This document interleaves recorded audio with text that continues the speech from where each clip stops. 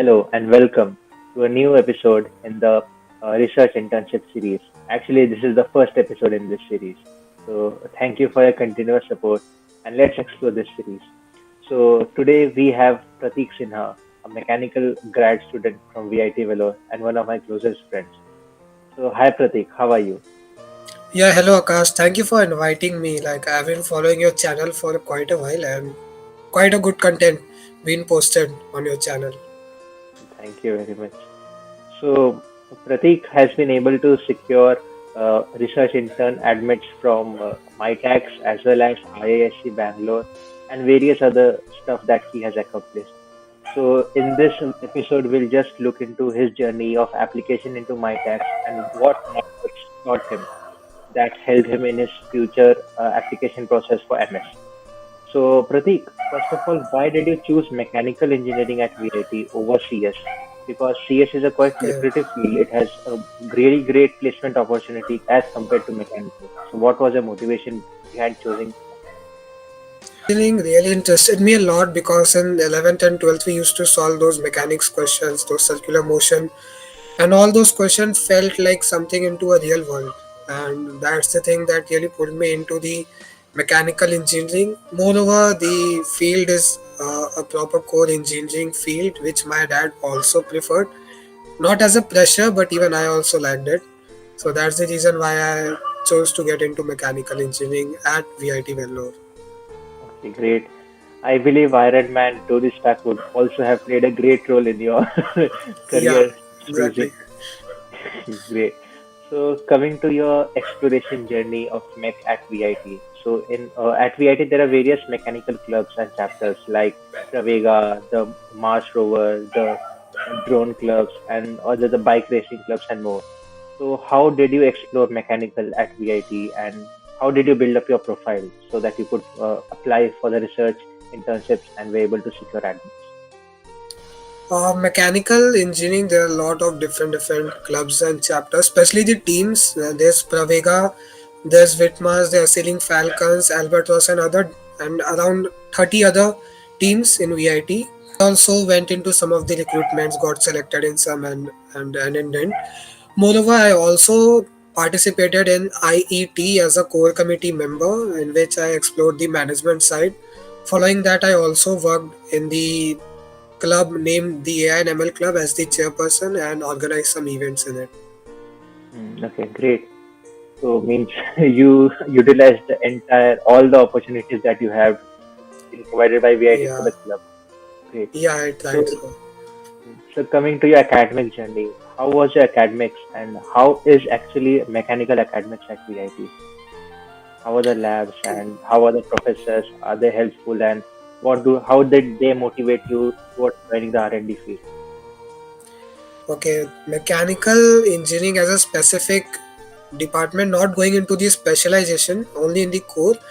The faculties are really motivating. They help you in a lot of things. They provide you with the recommendations, they provide you with project ideas, they provide you with the proper direction in what all to do. Also, going to the academics, how I balanced it with these things. I used to divert most of my time in the night for the academics, which somehow got unbalanced in between. But later on, with different things, I used to balance it. But this is how a proper balance I tried to create between club chapters, between relations between the faculty, and also with my personal academics. Okay, great. So, actually, I know your personal journey. So, I know that your proctor, Mr. Somen Pal, Professor CIT, really helped you, and he was the main force behind you going into the R&D field. Yeah. I feel that at VIT there's a unique culture of a proctor who is assigned to a group of like 40 or 50 students, and they do really help. They come out of the line and help try to push the students to achieve greater success. So I think that was a major factor in your career as well. So Yeah. now coming to the research internship, when did you plan that yes now I'm ready to apply for the research internship? And also before research internship, did you do any industrial internship? Before applying for any research internship, I really did not have any prior experience in the industry related to research and development. But yeah, I was working on a topic related to the field I was applying for the research internship. I was working with my proctor for the same, and he was the one who helped me with the recommendation also in the research internship. So yeah, I had some little bit background knowledge and some projects somehow inclined to that topics in which I was applying for the internship. Okay, great.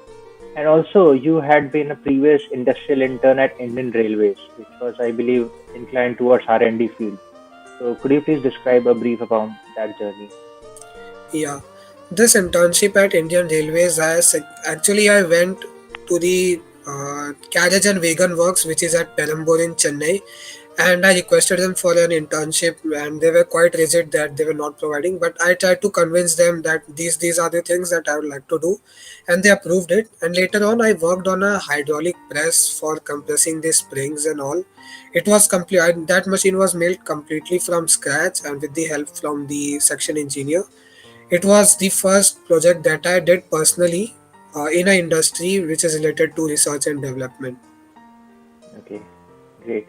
So now with this and with your academic profile being really good and your recommendations from your professors and your especially your proctor, you were quite ready to apply to the research internships, which were openings in the third in the after the third year, after the starting of the third year. So what all research internships did you apply into, apart from MITACS and IISc? I applied in two other research internships. One was NTU, India Connect, in which I did not get through.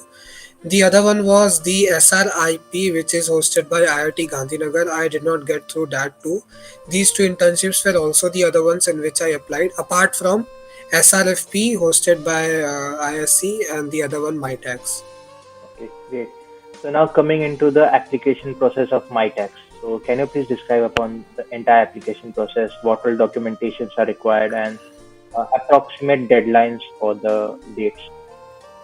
Yeah, sure. MITACS is a research internship, namely MITACS Global Link Research Internship, which is named as MITACS GRI. The applications mostly begin in the first or the second week of August and last up to the third week of September. It's like quite a 4 or 5 weeks of window for the applications.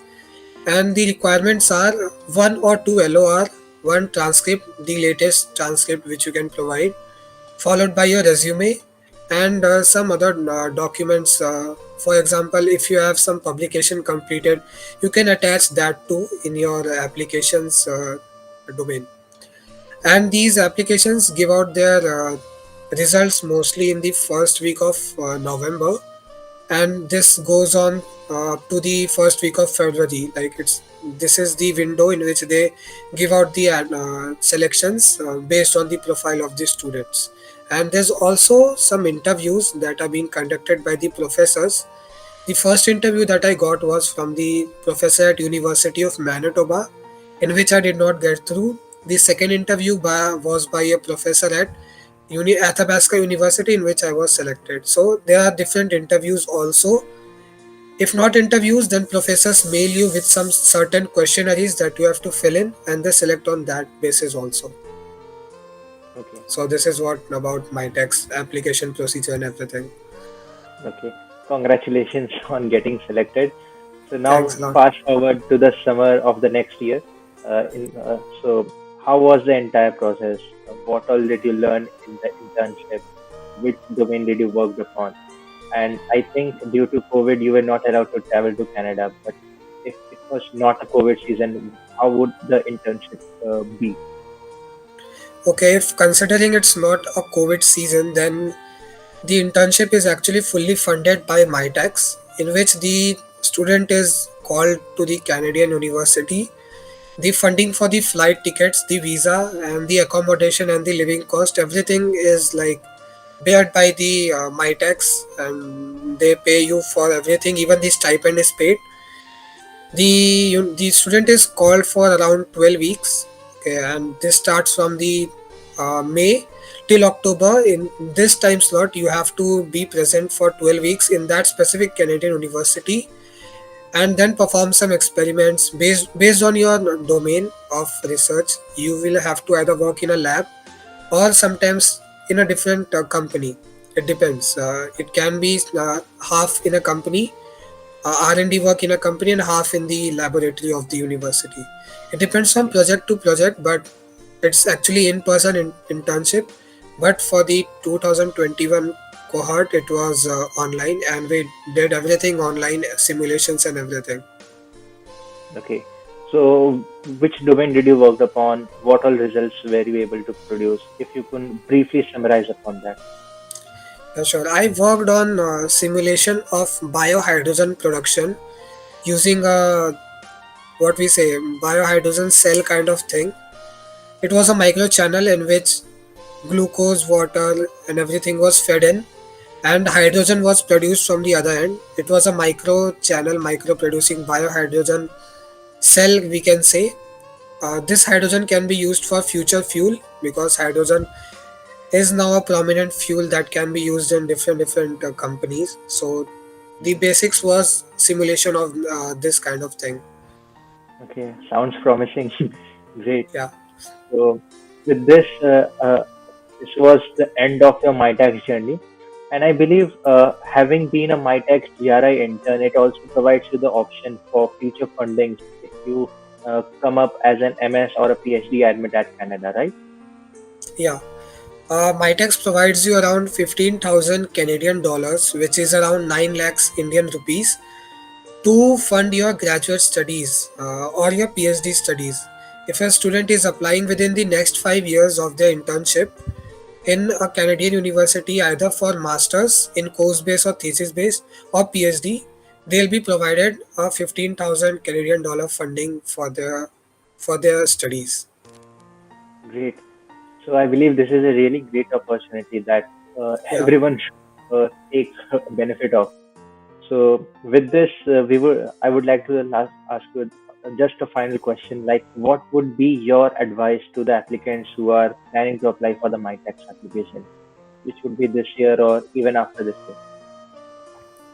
My personal advice is whenever you apply for any research internship, you have to be ready like at least a month before with all your documents, because at the end it becomes really a hurry and a lot of good candidates miss on because of applying at the last.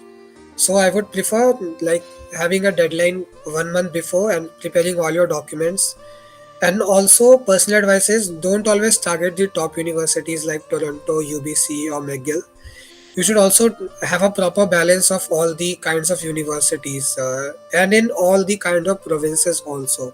A proper balance should be made between the province and the universities to have a higher chance of selection. Okay, great. That's a really insider information from Yeah, an ex exactly. MyTax intern, which one should really follow. So this was about our first research internship episode at MyTax. So keep following us for more such contents. तब तक के लिए दुआ में याद रखना. Thank you. Bye everyone.